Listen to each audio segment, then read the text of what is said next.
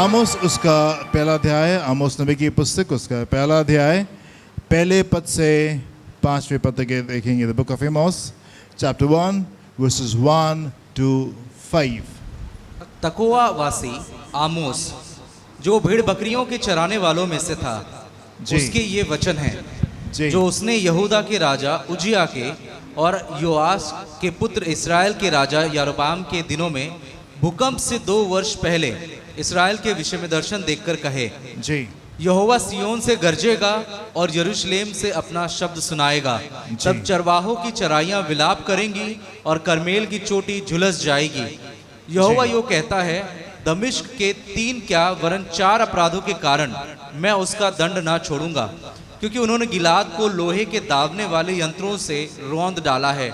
इसलिए मैं हजाएल के राजभवन में आग लगाऊंगा और उससे बेनहदद के राजभवन भी भस्म हो जाएंगे। मैं दमिश्क के बेंडों को तोड़ डालूंगा और आवेन नामक तराई के रहने वालों को और बेतेदेन के घर में रहने वाले राजदंडधारी को नष्ट करूंगा और आराम के लोग बंदी होकर कीर को जाएंगे। यहोवा का यही वचन है। Hallelujah, hallelujah. One more time verse number 1 को देखें क्या लिखा हुआ है यहाँ पे। वर्स नंबर 1, तकोआ वासी आमोस तकवा वासी आमोस जो भेड़ बकरियों के चराने वालों में से था, जो भेड़ बकरियों जो जो जो भेड़ बकरियों को चराने वालों में से था, उसके ये वचन हैं उसके वचन हैं जो उसने यहूदा के राजा जो उसने यहूदा के राजा उज्जिया के उजिया के और योआस के पुत्र इस्राएल के राजा जी यारोबाम के दिनों में जी भूकंप से 2 वर्ष पहले भूकंप से 2 वर्ष पहले इस्राएल के विषय में जी दर्शन देखकर कहे। दर्शन देख करके कहे। आमोस जो है ये चरवाहा है, एंड चरवाहा होने की ऐसे से उसके बावजूद भी उसने ऐसे जबरदस्त दर्शन प्रभु ने उसको दिखाए कि आमोस जो है अपने नाम को परमेश्वर की एक महान पुस्तक में पाता है। एंड आप घर में जा कर के आप उसके भविष्यवाणियों को सुने, जो ज़बरदस्त बातें उसके मुंह से निकल रही हैं।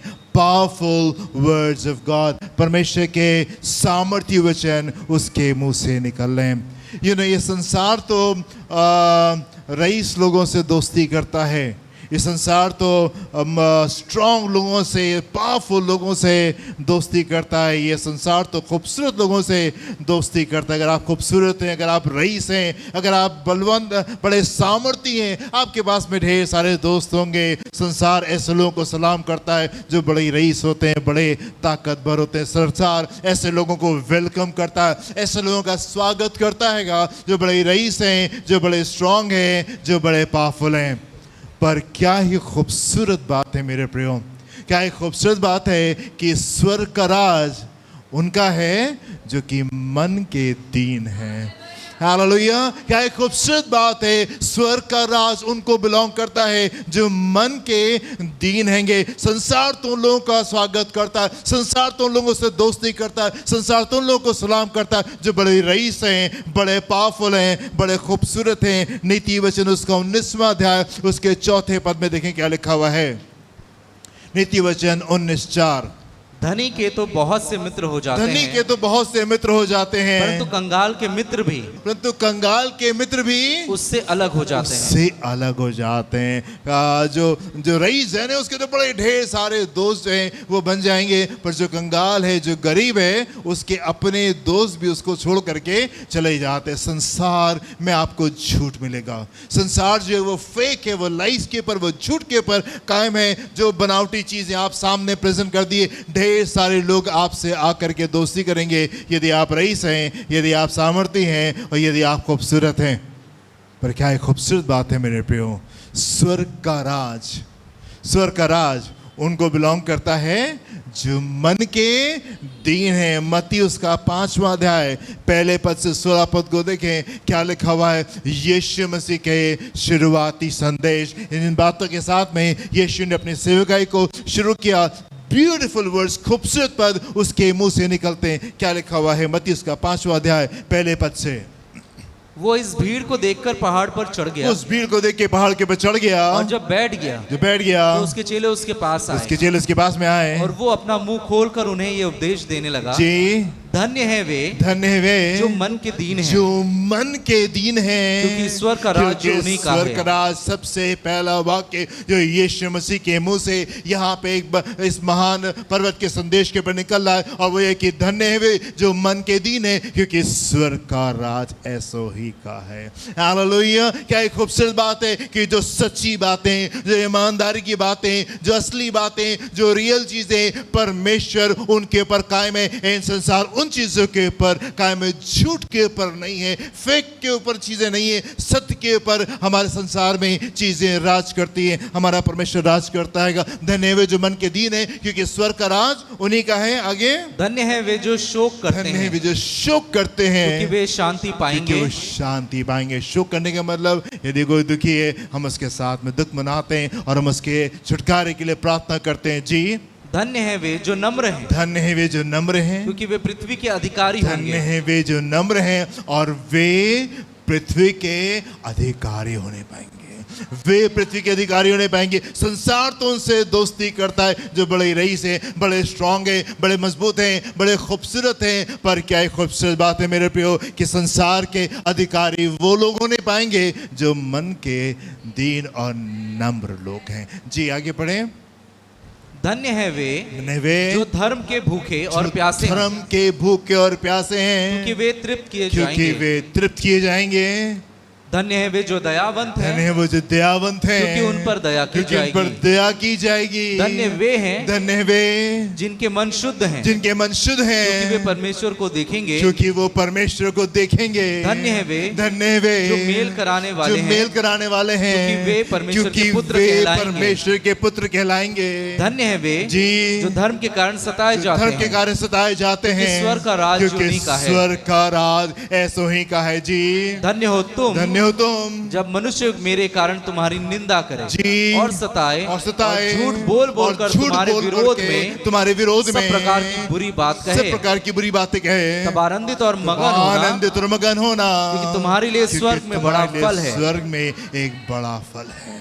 तुम्हारे लिए स्वर्ग में एक बड़ा फल है। 16 पद के पढ़ें क्या लिखा हुआ है। इसलिए कि उन्होंने उन भविष्यद्वक्ताओं को जो तुमसे पहले थे जी, इसी रीति से सताया था। जी, तुम पृथ्वी के नमक हो, तुम पृथ्वी के नमक हो, तुम पृथ्वी के नमक हो। Never forget that. आप इस बात को कभी नहीं बोले हम पृथ्वी के नमक है। संसार भले ऐसे लोगों से दोस्ती करे जो बड़े रईस है, संसार भले ऐसे लोगों से दोस्ती करे जो बड़े सामर्थ्य, संसार भले ऐसे लोगों से दोस्ती करे जो बड़े खूबसूरत है, पर हमारा परमेश्वर ऐसे लोगों को ढूंढ रहा है जो कि मन के दीन और नम्र लोग हैं, जो कि धार्मिकता के भूखे और प्यासे, ऐसे लोगों को हमारा परमेश्वर जो है वो ढूंढ रहा है। आगे पढ़ने क्या लिखा हुआ है। तुम पृथ्वी के नमक हो, तुम पृथ्वी के नमक हो, परंतु यदि नमक का स्वाद बिगड़ यदि जाए नमक का स्वाद बिगड़ जाए तो फिर किस तो वस्तु फिर से किस वस्तु से नमकीन नमकीन किया जाएगा। फिर वो किसी काम का नहीं, किसी काम का नहीं, केवल इसके कि बाहर फेंका जाए जी, और मनुष्यों के पैरों तले रौंदा मनुष्य जाए। के पैर तले रौंदा जाए। तुम जगत की ज्योति हो, तुम जगत की ज्योति हो, जो नगर पहाड़ पर जो बसा हुआ है, नगर पहाड़ पे बसा हुआ है, वो छिप नहीं वो सकता। छिप नहीं सकता। तुम जगत की ज्योति हो, एंड जो नगर पहाड़ के ऊपर बसा है वो छिप नहीं सकता। जी, आगे पढ़े। और लोग दिया जलाकर लोग दिया जला के पैमाने के नीचे नहीं जी, परंतु दीवट पर रखते हैं, जी, तब उससे घर के सब लोगों को प्रकाश पहुंचता है। जी, उसी प्रकार तुम्हारा उजियाला उसी प्रकार तुम्हारा उजियाला मनुष्यों के सामने मनुष्य चमके, के सामने चमके, कि वे तुम्हारे भले कि कामों को तुम्हारे देखकर भले काम को देखकर तुम्हारे पिता की तुम्हारे पिता की जो स्वर्ग में है जो बड़ाई स्वर्ग करे। में है बड़ाई करने पाए। उसी प्रकार तुम्हारा उजाला मनुष्य के सामने चमके कि वो तुम्हारे भले कामों को देखकर तुम्हारे पिता की जो स्वर्ग में है बड़ाई करने पाए। हालेलुया। ये संसार तो उनसे दोस्ती करता है जिनके पास पैसा होता है, ये संसार तो उनसे दोस्ती करता है जो बड़े सामर्थ्य, ये संसार तो उनसे दोस्ती कर रहा है जो बड़े खूबसूरत हैं।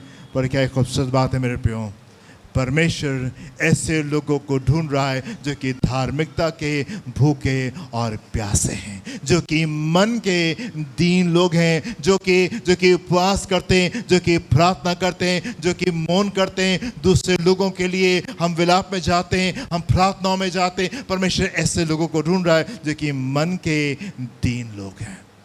हालेलुया। एक और पद को देखिए मेरे साथ में, पहला कुरिन्थियों उसका पहला अध्याय 26 से 31 पद को देखिए क्या लिखा हुआ है। 1 Corinthians chapter 1 26 to 31। हे भाइयों, हे भाइयों, अपने बुलाए जाने को तो सोचो, अपने बुलाए जाने को तो सोचो कि न शरीर के अनुसार बहुत ज्ञानवान, कि ना शरीर के अनुसार बहुत ज्ञानवान और न बहुत सामर्थी, और ना बड़े सामर्थी हो, और न बहुत कुलीन बुलाए गए, और ना बहुत कुलीन बुलाए गए, परंतु परमेश्वर ने जगत के मूर्खों को चुन लिया है, परमेश्वर ने जगत के मूर्खों को चुन लिया है कि ज्ञानवानों को कि लज्जित करे, ज्ञानवानों को लज्जित करे। और परमेश्वर ने जगत के निर्बलों को परमेश्वर चुन लिया है, जगत के निर्बलों को चुन लिया है, बलवानों को कि लज्जित करे। बलवानों को लज्जित करे। और परमेश्वर ने जगत के नीचों जी और तुच्छों को, जी वरन जो हैं भी नहीं, जो है भी नहीं, उनको भी चुन लिया, ऐसे लोगों को चुन लिया कि उन्हें जो हैं कि उन्हें जो है व्यर्थ ठहराए, व्यर्थ ठहराए, ताकि कोई प्राणी परमेश्वर के सामने जी घमंड न करने पाए। जी परंतु उसी की ओर से उसी की ओर तुम से मसीह यीशु में हो, जी जो परमेश्वर की ओर से हमारे लिए ज्ञान ठहरा, जी अर्थात धर्म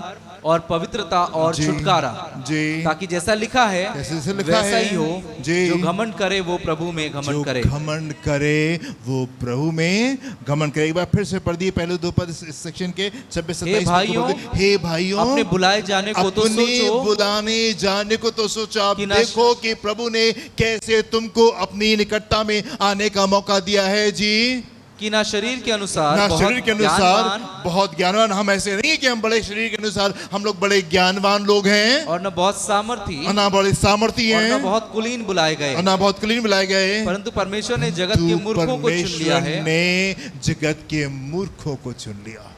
परंतु परमेश्वर ने जगत के मूर्खों को चुन लिया कि ज्ञानवानों को कि लज्जित करे। ज्ञानवानों को लज्जित करे। और परमेश्वर ने जगत के निर्बलों परमेश्वर को ने चुन लिया जगत है, के निर्बलों को चुन लिया है कि बलवानों को लज्जित करे। परंतु परमेश्वर ने जगत के मूर्खों को चुन लिया है कि ज्ञानवानों को वो लज्जित करने पाए। The weak things of this world, God has chosen the weak things of this world। संसार की जो कमजोर चीजें, संसार के जो बेवकूफ लोग हैं, संसार में जो कमजोर लोग हैं, प्रभु ने ऐसे लोगों को चुन लिया है ताकि इन सामर्थ्य लोगों को वो लज्जित करने पाए। हालेलुया। ताकि हम अपने बल के द्वारा नहीं, पर उसकी महिमा के द्वारा, वो महिमा जो उसकी तरफ से आती है, वो सामर्थ जो उसकी तरफ से आती है, हम उसमें सामर्थ्य हो करके इन ज्ञान वाले लोगों को लज्जित ठहराने पाए। Hallelujah, hallelujah. आप एक और पद को देखिए मेरे साथ में, मत्ती उसका 21वां अध्याय उसके 16वें पद को देखिए क्या लिखा है। Matthew chapter 21 verse 16। और उससे कहने लगे, उससे कहने लगे, क्या तू सुनता है जी कि ये क्या कहते हैं? जी। यीशु ने उनसे कहा, उसने कहा, हाँ, हाँ क्या तुमने ये कभी नहीं पढ़ा, जी, बालकों और दूध पीते बच्चों के मुंह से, बालकों और दूध पीते बच्चों दूध के पीते बच्चों के मुंह से तूने अपार स्तुति कराई। उन्हें अपार स्तुति कराई है। बालकों के द्वारा, वो जो कमजोर हैं, वो जो निर्बुद्धि हैं, जिनको नहीं मालूम, जो कुछ नहीं जानते, परमेश्वर ने ऐसी कमजोर चीजों को उठा के खड़ा कर दिया है ताकि ज्ञानवान को और सामर्थ्य लोगों को वो लज्जित करने पाए। हालेलुया। ज्ञानवान को और बड़े सामर्थ्य लोगों को वो लज्जित करने पाए। क्या तुमने नहीं सुना कि बालकों को और दूध पीते बच्चों के मुंह से वो स्तुति सिद्ध कराने पाए? जिनको कुछ नहीं आता, जिनको कुछ नहीं मालूम, परमेश्वर ऐसे लोगों को ला करके खड़ा कर दिया। हमारी प्रार्थनाएं परिवर्तन को लेकर के आती, हमारी प्रार्थनाएं जबरदस्त चेंजेस को लेकर के आती हैं। ये ढेर सारी बार हम लोग प्रार्थना करते हैं, और जहाँ पे डॉक्टर्स कहते हैं यहाँ पे कुछ होने नहीं जा रहा है, यहाँ बड़े ज्ञानवान लोग, जहाँ बड़े सामर्थ्य लोग जहाँ पे कहते हैं यहाँ पे कुछ होना नहीं जा रहा है, पर आपकी प्रार्थनाएं वहाँ पे बड़े परिवर्तन को लेकर के आ जाती हैं। आपकी प्रार्थनाएं वहाँ पे बड़े परिवर्तन को लेकर आ जाती हैं। वो जिनको शायद चले जाना चाहिए था, आज जीवितों के ज़मीन के ऊपर वो कायम है, क्योंकि परमेश्वर ने बच्चों की और दूध पीते बच्चों की प्रार्थनाओं को सुन करके उत्तर दिया है और उनको लज्जित किया है, जो कि बड़े ज्ञानी और बड़े धनवान बनते हैं। आमीन, हालेलुया। एमोस उस चैप्टर 7, आमोस की पुस्तक उसका 7वां अध्याय 14 और 15 पद को देखें क्या लिखा हुआ है यहाँ पे। Amos 7:14 and 15 परमेश्वर आमोस- जी आमोस ने उत्तर देकर आमोस ने उत्तर दे के अमस्या से कहा, मसीह से कहा, मैं ना तो भविष्यद्वक्ता था मैं ना तो भविष्यवक्ता और ना था भविष्यद्वक्ता का बेटा, जी, मैं तो गाय बैल का चरवाहा मैं ना तो भविष्यवक्ता था और ना भविष्यवक्ता का बेटा था, मैं तो गाय बैल का चरवाहा मैं तो गाय बैल का चरवाहा और गुलर के वृक्षों का छाटने वाला था। गौलर के विषयों का छाटने वाला था। और यहोवा ने मुझे भेड़ बकरियों के पीछे यहोवा पीछे ने फिरने से मुझे बुलाकर कहा भेड़ बकरियों के पीछे घूमने से उसने मुझे उठा लिया और कहा, जा मेरी प्रजा जा मेरी प्रजा इस्राएल से भविष्यवाणी कर। इस्राएल से भविष्यवाणी कर। मैं तो चरवाहा था, मैं ना तो भविष्यवक्ता था ना भविष्यवक्ता का बेटा था, मैं तो गाय बैलों को की रखवाली क्या करता रहा, उनका चरवाहा था और पेड़ों को छाटने वाला जन था। वहां से प्रभु ने मुझे उठा करके इस्राएल के लिए भविष्यवक्ता ठहरा दिया। उसने कहा जा करके तू भविष्यवाणी कर। और आगे क्या लिखा हुआ है 16वें पद में, इसलिए अब तू यहोवा का वचन सुन। इसलिए अब तू परमेश्वर का वचन सुन। तू कहता है इस्राएल के विरुद्ध भविष्यवाणी मत कर जी और इसहाक के घराने के विरुद्ध बार बार वचन मत सुना। जी इस कारण यहोवा यूं कहता है जी ओके, आप ऐसा करिए कि इसको 10वें पद से पढ़ दिए। सॉरी, एमोस चैप्टर 7 वर्स 10 से पढ़ेंगे, 10वें पद से पढ़ेंगे, 10 पद से 17 पद तक के। तब बेतेल के याजक अमस्या ने जी इस्राएल के राजा यारोबाम के पास कहला भेजा, जी आमोस ने इस्राएल के घराने के बीच में जी तुझसे राजद्रोह की गोष्ठी की है। जी उसके सारे वचनों को देश नहीं सह सकता, हाँ क्योंकि आमोस यूं कहता है, जी यारोबाम तलवार से मारा जाएगा जी और इस्राएल अपनी भूमि पर से निश्चय बंधुआई में जाएगा। हाँ। तब अमस्या ने आमोस से कहा, तब अमस्या ने आमोस से कहा, हे दर्शी, हे दर्शी, यहाँ से निकलकर यहाँ यहूदा से देश में भाग जा। निकल के यहूदा के देश में भाग जा। ये अमस्या जो है ये परमेश्वर के मंदिर का पुजारी है, ये परमेश्वर के मंदिर का पुजारी है। और ये क्या कह रहा है, भविष्यवाणी अपनी बंद करो। और यहाँ पे क्या लिखा हुआ है, फिर अमस्या ने आमोस से कहा, हे दर्शी, यहाँ से निकलकर यहूदा देश भाग जा और वहीं रोटी खाया कर। वहीं अपनी रोटी खाकर वहीं भविष्यवाणी करो, भविष्यवाणी से वहीं रोटी खाओ तुम। सच अ डिसग्रेसफुल थिंग, कितनी गंभीर बात। ये वहाँ पे ये परमेश्वर का जन जो है ये आमोस से कह रहा है, ये परमेश्वर के मंदिर का जो पुजारी है ये आमोस से कह रहा है कि यहाँ से भाग जाओ, यहाँ तुम भविष्यवाणी मत करो और वहाँ पे जाके भविष्यवाणी करो और वहीं भविष्यवाणी करके तुम वहाँ पे रोटी खाओ। आगे क्या लिखा हुआ है, परंतु बेतेल में फिर कभी भविष्यवाणी ना करना, तो बेतेल में फिर कभी भविष्यवाणी मत करना, क्योंकि ये राजा का पवित्र स्थान क्योंकि राजा का और स्थान राजनगर है। ये राजनगर है। आमोस ने उत्तर देकर अमस्या से कहा, उत्तर दे के अमस्या से कहा, मैं ना तो भविष्यद्वक्ता था ना तो भविष्यवक्ता था और ना भविष्यद्वक्ता का बेटा, जी, मैं तो गाय बैल का चरवाहा जी, और गुलर के वृक्षों का छाटने वाला था। जी, I was nobody, मैं तो कुछ भी नहीं था, मैं तो शून्य था जी।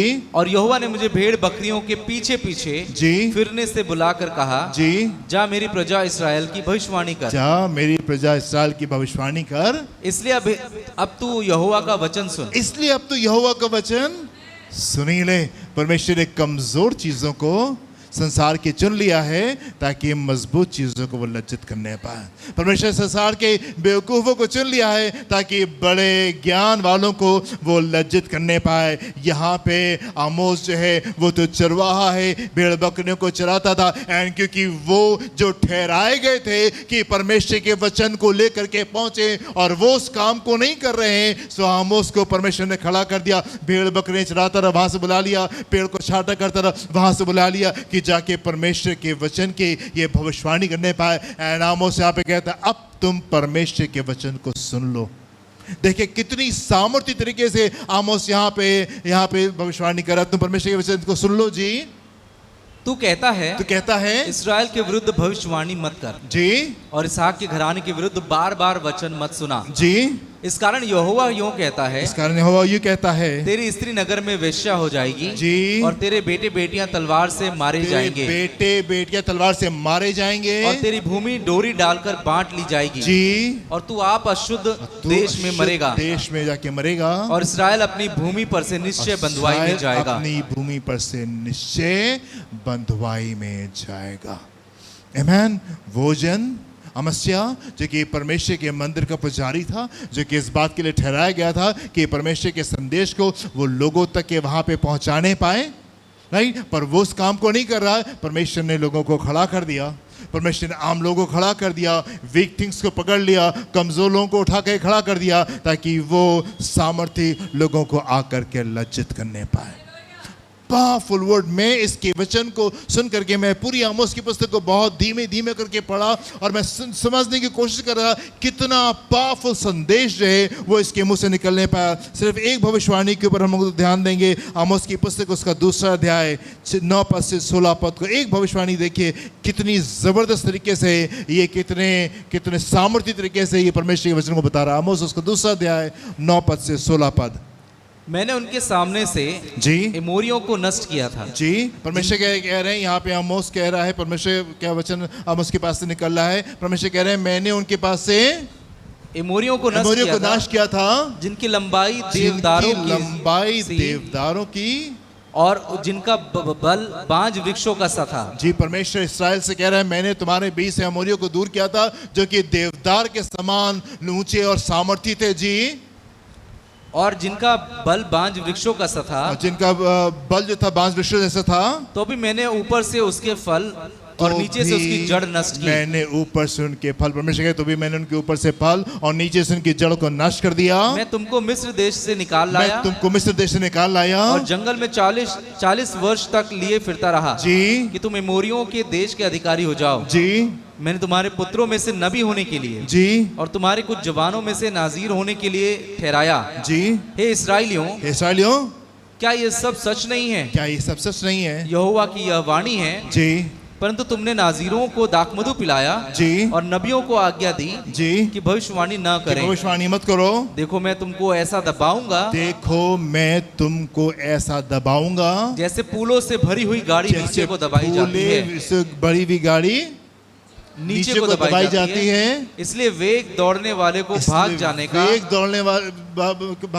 का स्थान न मिलेगा और सामर्थ्य का सामर्थ कुछ काम नहीं। इसलिए वेग से दौड़ने वाले को भाग जाने का स्थान नहीं मिलेगा, बहुत रफ्तार से भाग जाने वाले जन को भागने का स्थान नहीं मिलेगा। एंड सामर्थ्य की सामर्थ कुछ काम न देगी, और न पराक्रमी अपना प्राण बचा सकेगा,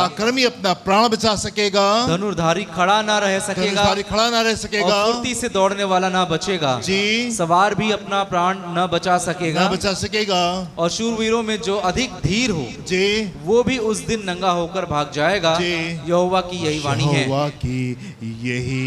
वाणी है।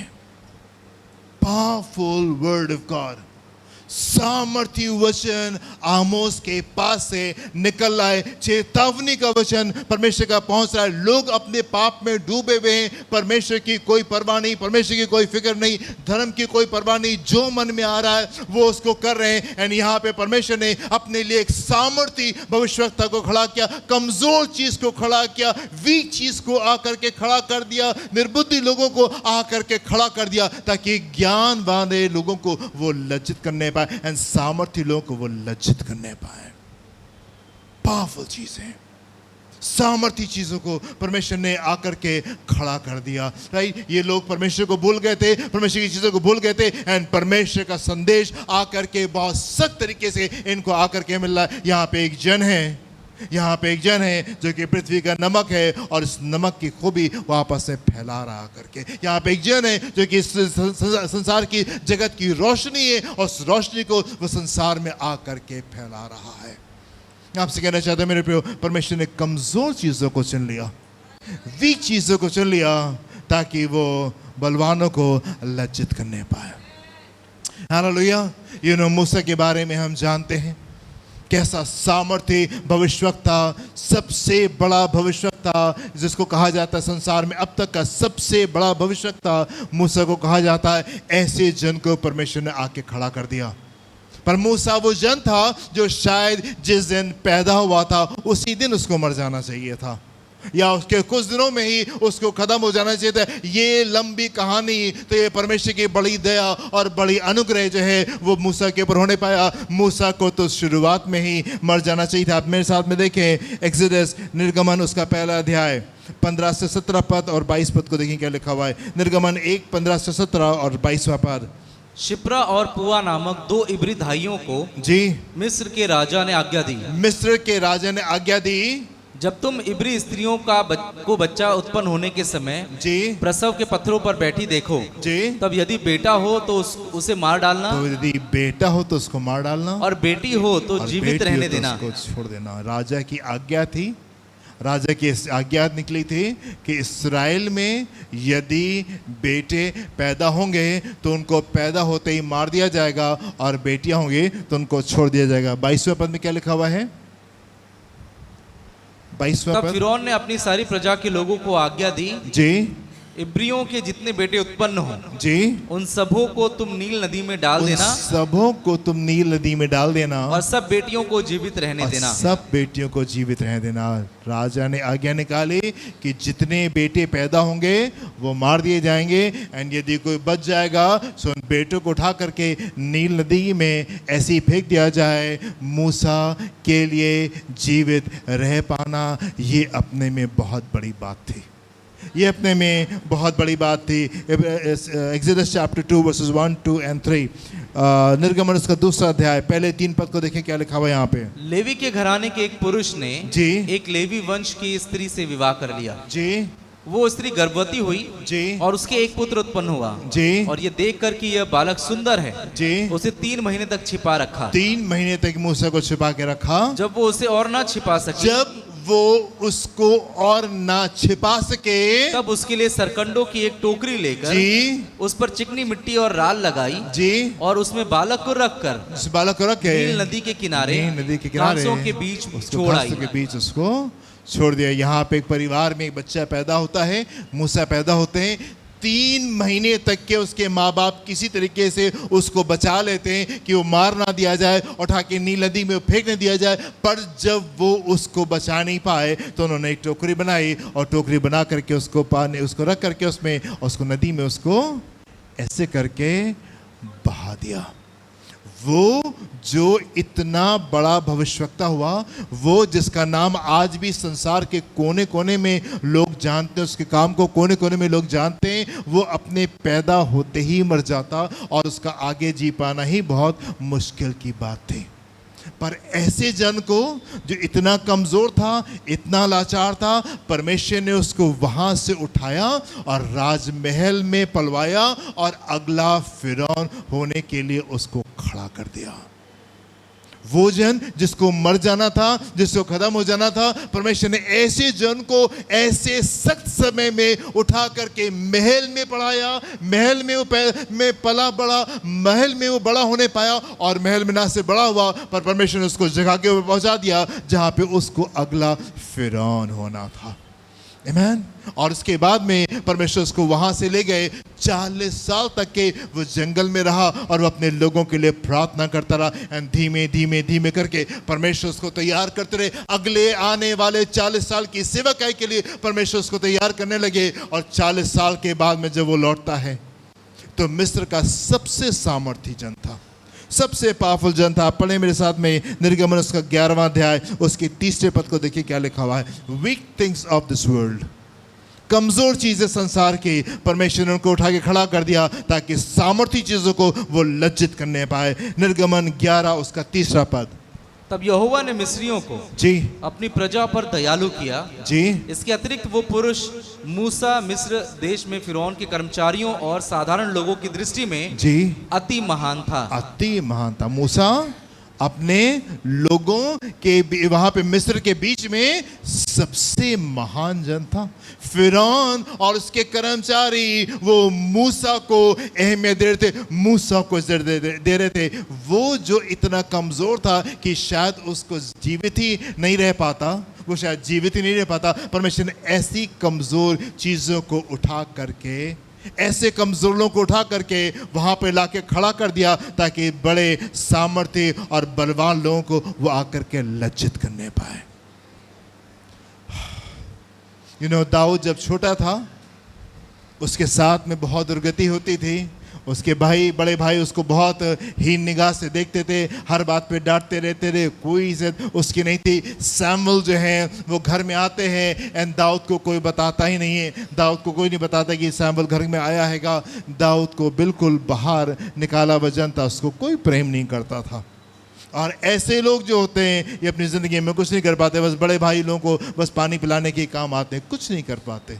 एंड ऐसे जन को जो कि इतना छोटा था, इतना इनसिग्निफिकेंट था, ऐसे जन को परमेश्वर ने उठा करके उस जगह के ऊपर ला करके खड़ा कर दिया ताकि सामर्थी लोगों को वो लज्जित करने पाए। आमीन। परमेश्वर ने संसार की कमजोर चीजों को चुन लिया है। परमेश्वर ने संसार के वीक थिंग्स को चुन लिया ताकि सामर्थी चीजों को वो आकर के लज्जित करने पाए। Hallelujah, hallelujah. ये सुलेमान के बारे में मैं आपको कई बार बता चुका हूँ। सुलेमान तो राजा बन ही नहीं सकता था। दाऊद के आखिरी बच्चों में से उसकी गिनती आती थी, उसके बड़े ढेर सारे बड़े भाई थे, कोई चांस नहीं था कि सुलेमान जो था वो राजा बनने पाता। पर क्योंकि उसके मन में परमेश्वर के प्रति इज्जत थी, क्योंकि उसका मन जो था वो दीन था, वो नम्र था, परमेश्वर को महिमा देने वाला था, परमेश्वर ने ऐसे कमजोर जन को जो शायद कभी सिंहासन पे बैठ नहीं पाता, परमेश्वर ने 40 साल सिंहासन पे दिए और ऐसी बुद्धि दी जैसी आज तक के कभी किसी को ऐसी बुद्धि उसने नहीं दी। आमीन, हालेलुया। पतरस के बारे में हम जानते हैं, पतरस जो था वो अनपढ़ था, पढ़ा लिखा नहीं था, मछुआरा था, राइट। पतरस वो जन था जो कि बड़ा बोला था, जो मन में आता था बस खट से उसके मुंह से बाहर बस फौरन आकर के चीज़ें निकल जाती थी, बगैर सोचे समझे बोलने वाला जन था। पतरस वो जन था जिसने यीशु का 3 बार इनकार किया। पर ऐसे जन को परमेश्वर ने उठाया और परमेश्वर का, पतरस तुम वो पत्थर हो जिसके ऊपर मैं अपनी कलीसिया बनाऊंगा और नरक के फाटक उसके ऊपर कामयाब नहीं होने पाएंगे।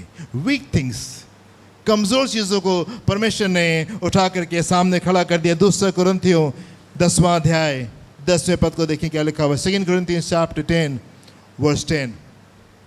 क्योंकि वे कहते हैं उसकी पत्रियां तो गंभीर और प्रभावशाली हैं। पौलुस की पत्रियां, क्योंकि वो कहते हैं पौलुस की पत्रियां तो गंभीर और प्रभावशाली हैं, परंतु जब वो सामने होता है तो वो देह का निर्बल और वक्तव्य में हल्का जान पड़ता है। तो देह का बड़ा निर्बल है और वक्तव्य में बड़ा हल्का जान पड़ता है। पौलुस वो जन तो इसको देखने में लगता ही नहीं था कि ये पौलुस है। देह का कमजोर जन था और वक्तव्य में बहुत हल्का जान पड़ता था, लेकिन परमेश्वर ने ऐसे जन को इस्तेमाल किया और ऐसी जबरदस्त पत्रियां उसने लिखी हैं, ऐसी जबरदस्त बातें पौलुस के पास से निकल कर आई हैं जो कि कलीसिया को आज भी बहुत उत्साहित करती है। वो जन जो कि शरीर का कमजोर था, वो जन जो कि व्यक्तित्व में बड़ा हल्का जान पड़ता था, परमेश्वर ने ऐसी कमजोर चीज को उठा करके खड़ा कर दिया ताकि सामर्थी लोगों को और बलवान लोगों को वो आकर के लज्जित करने पाए। आप देखिए 9वां अध्याय और उसका 10वां पद, 12वां अध्याय उसके 9 से 10 पद को देखेंगे। 2 कुरिन्थियों 12वां अध्याय 9 से 10 पद को देखेंगे क्या लिखा हुआ है यहाँ पे। पर उसने मुझसे कहा, पौलुस कह रहा है कि परमेश्वर ने मुझसे कहा, मेरा अनुग्रह तेरे लिए बहुत है, क्योंकि मेरी सामर्थ निर्बलता में सिद्ध होती है। इसलिए मैं बड़े आनंद से अपनी निर्बलताओं पर घमंड करूंगा जी, कि मसीह की सामर्थ मुझ पर छाया करती रहे जी। इस कारण मैं मसीह के लिए जी निर्बलताओं में और निंदाओं में जी और दरिद्र में और उपद्रव में और संकटों में प्रसन्न हूँ, क्योंकि जब मैं निर्बल होता हूँ तभी बलवान होता हूँ। Powerful things. एक बार फिर से सेक्शन को दोबारा से पढ़ दी, 9 से 10 पद को फिर से पढ़ दी। पर उसने मुझसे कहा, पौलुस कह रहे हैं परमेश्वर ने मुझसे कहा, मेरा अनुग्रह तेरे लिए बहुत है, क्योंकि मेरी सामर्थ निर्बलता में सिद्ध होती है। इसलिए मैं बड़े आनंद से अपनी निर्बलताओं पर घमंड करूंगा कि मसीह की सामर्थ मुझ पर छाया करती रहे। इस कारण मैं मसीह के लिए निर्बलताओं में और निंदाओं में और दरिद्रताओं में और उपद्रवों में और संकटों में प्रसन्न हूँ, क्योंकि जब मैं निर्बल होता हूँ तभी बलवंत होता हूँ। Hallelujah, hallelujah. कलीसिया आज उन लोगों से भरी हुई है, जिनके लिए परमेश्वर ने बहुत बड़े काम किए हैं। कलीसिया आज ऐसे लोगों से भरी हुई है कि यदि परमेश्वर उनको ना छूते तो शायद वो वहां पे खड़े नहीं होते। आज कलीसिया जैसे लोगों से भरी हुई है जो कि अगर परमेश्वर उनके जीवन में कार्य नहीं करते तो शायद हम आज जिंदा ही नहीं होते। कलीसिया ऐसे लोगों से भरी हुई है जो कि आत्महत्या करने जा रहे थे, जो कि अपने जीवन को समाप्त करने जा रहे थे, लेकिन परमेश्वर ने उनको छू लिया, उनके जीवन को बदल दिया और आज एक ऊंचे स्थान के ऊपर परमेश्वर ने उनको ला करके खड़ा कर दिया है। हालेलुया। मूसा के तरीके से हमारी कहानी तो शायद फर्क होनी चाहिए थी। हमको तो पैदा होते ही मर जाना चाहिए था, या कुछ दिनों के बाद में हमको खत्म हो जाना चाहिए था। वहां से उठा करके खुदा ने राजमहल में ला करके पाला पोसा है और बड़ा कर दिया है, और हमको इस पृथ्वी का नमक और जगत की ज्योति उसने आपको ठहरा दिया है। हालेलुया। जो बात मैं आपसे कहना चाहता हूं मेरे प्रियो, और वो ये है कि परमेश्वर ने हम कमजोरों को उसने चुन लिया है, हम निर्बलों को उसने चुन लिया है। और किसने चुना है? ताकि इन ज्ञानवान वाले लोगों को आप लज्जित करने पाए। आप देखिए एक बार फिर से इस पद को आप देख दीजिए, पहला कुरिन्थियों पहला अध्याय 27 पद। परंतु परमेश्वर ने जगत के मूर्खों को चुन लिया है, जगत के मूर्खों को चुन लिया है कि ज्ञानवानों को लज्जित करे, ज्ञानवानों को लज्जित करे। और परमेश्वर ने जगत के निर्बलों को चुन लिया है, बलों को चुन लिया है कि बलवानों को लज्जित करे। बलवानों को लज्जित करे। अगर परमेश्वर नहीं होते तो शायद हम यहाँ पे नहीं होते। आज कलीसिया ऐसे लोगों से भरी हुई है जो कमजोर थे, जो निर्बल थे, जो बीमार थे, जो असमर्थ थे, जो अयोग्य थे। एंड परमेश्वर ने हम कमजोरों को चुन लिया, अपनी सामर्थ से ऐसा भर दिया है कि हम बलवान लोगों को हम लज्जित करने पाए। Hallelujah, hallelujah. आप उस सामर्थ के ऊपर ध्यान दें जो कि आपके मुंह से जो निकल रहा है। आमोस की पुस्तक जब मैं पढ़ रहा था, आमोस कहता है कि मैं कोई भविष्यवक्ता नहीं था और मैं भविष्यवक्ता का बेटा नहीं था। मैं तो गाय भैंसों को मैं चराता था, मैं तो पेड़ों को छांटने वाला जन था। वहां से परमेश्वर ने मुझे ला के खड़ा कर दिया है, और अब परमेश्वर के वचन की भविष्यवाणियां तुम सुन लो। सामर्थी तरीके से वो परमेश्वर के वचन की शिक्षा को वहां पे दे रहा, परमेश्वर की भविष्यवाणियों को वहां पे कर रहा। आप आमोस की पुस्तक जाकर के पढ़े, जबरदस्त भविष्यवाणियां उसके मुंह से निकल रही। किसके मुंह से निकल रही? वो जो शून्य था, वो जो जीरो था। मेरे प्रिय कलीसिया, मैं आपसे कहना चाहता हूं, हम भी जीरो थे, हम भी शून्य थे। अगर परमेश्वर को आप हमारी जिंदगी से बाहर निकाल दें तो मैं एक बहुत बड़ा शून्य है। आज जो कुछ भी हमें, आज जितना भी अपने ऊपर हम घमंड करते हैं, या जितनी भी बातें हमारी जिंदगी से निकल रही है, वो इसलिए है कि परमेश्वर हमको बल देता है। उसने हमको वहां पे ला करके खड़ा किया है कि वो हमको इज्जत देने पाए और हमारे जीवन को खूबसूरत करने पाए। हालेलुया।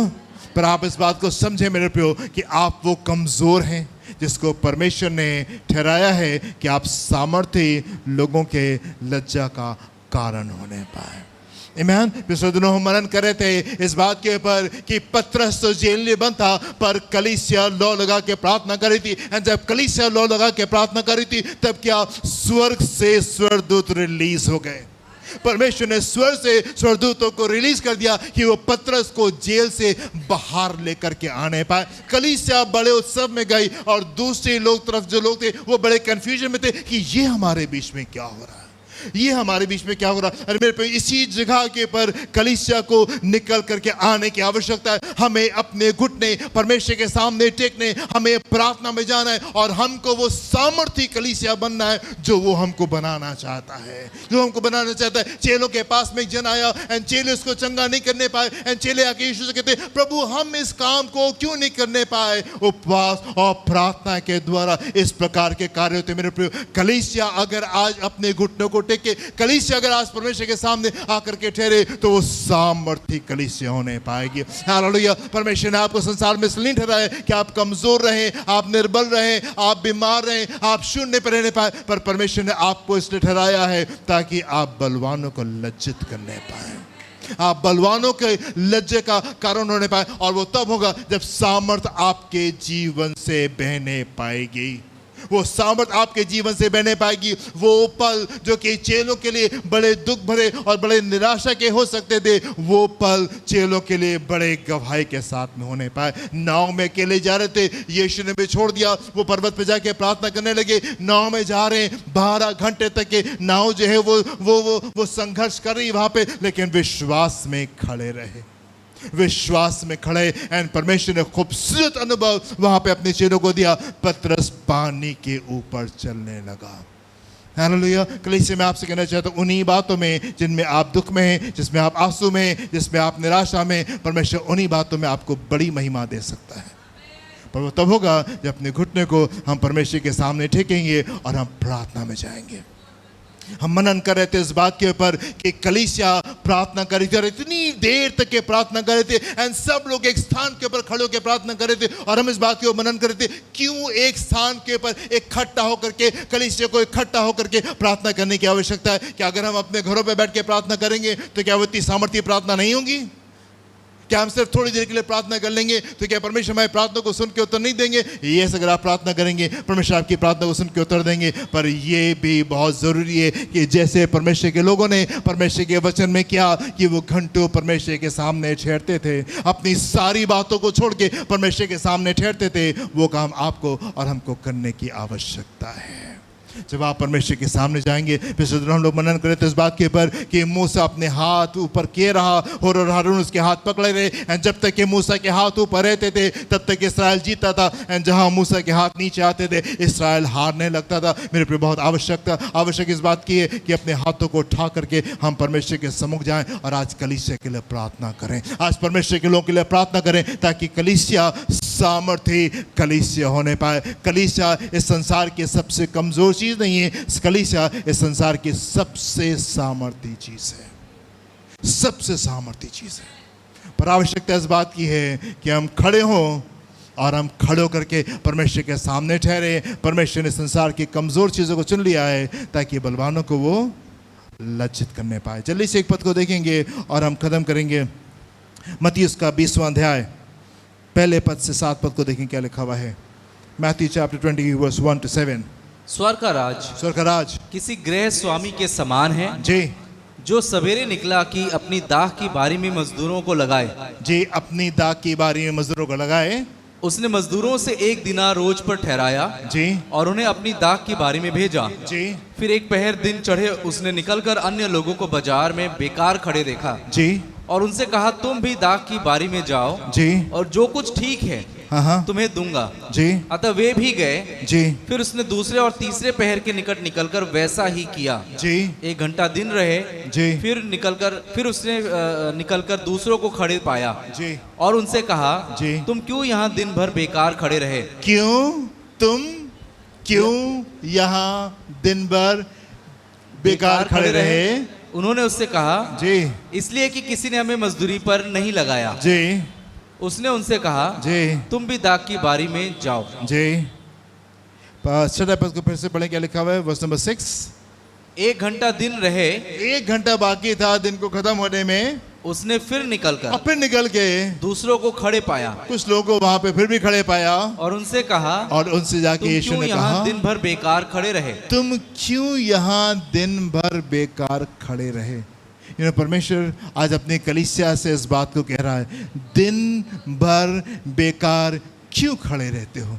मेरी दाख की बारी में आके काम को करो।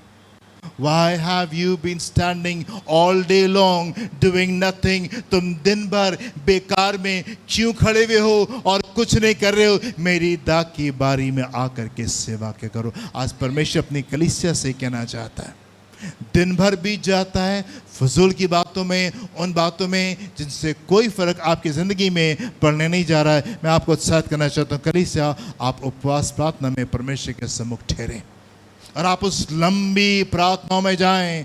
2 घंटे, 4 घंटे, 6 घंटे, पूरी रात्रि की आप परमेश्वर के सामने बैठे, पूरी शाम आप परमेश्वर के सामने बैठे। जैसे यीशु मसीह ने कहा किया, चेलों को अलग भेज दिया, भीड़ को अलग विदा कर दिया और पर्वत पे चढ़ा गया और जाकर के वहाँ पे प्रार्थना करता रहा। पहले पहर, दूसरे पहर, तीसरे पहर, चौथे पहर तक के वो प्रार्थना करता रहा एंड चौथे पहर में आकर के चेलों की वो सहायता करता है।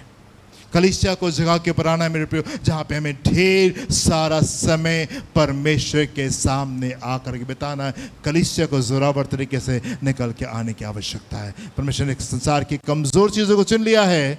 आपको परमेश्वर ने इसलिए चुना है ताकि आप सामर्थ्यों को लज्जित करने पाए, और तब होगा जब कलीसिया जोरावर होने पाएगी।